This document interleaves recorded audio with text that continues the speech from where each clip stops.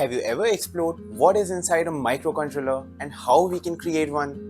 What set of instructions does a microcontroller need to function? Let's dive deep into how these tiny devices are built and what instruction set they require to operate.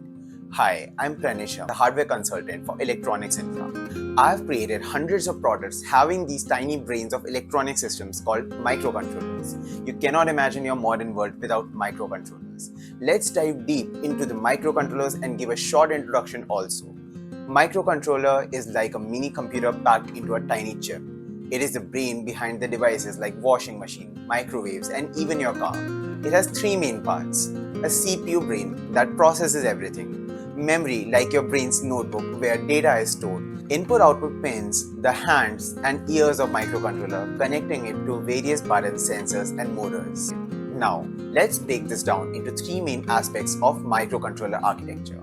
Instruction set, ISA. This is the language that microcontroller speaks to process tasks. Microarchitecture. This is the internal blueprint of the chip. System architecture. How microcontroller interact with rest of the devices like sensors or memory.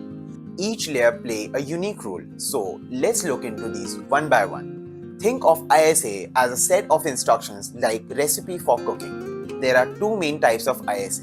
RISC or Reduced Instruction Set Computer. Imagine a chef who cooks quickly using simple steps like chopping veggies, boiling water, and frying separately. RISC does the same, breaking tasks into smaller, faster steps.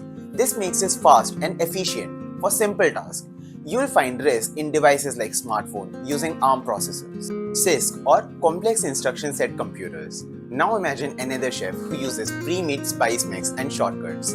This chef completes the task with a fewer but more complex steps. CISC does it too, which makes it greater for handling heavy tasks like in PCs with Intel processors. So, RISC is like cooking step by step and CISC is like a shortcut for bigger tasks. Microarchitecture is like the engine of a car. It decides how instructions are actually carried inside a microcontroller. It has pipelines, which are like assembly lines where instructions flow step by step.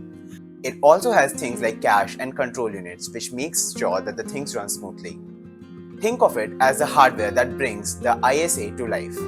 System architecture is all about connections. It decides how microcontroller communicates with memory, sensors, and other devices.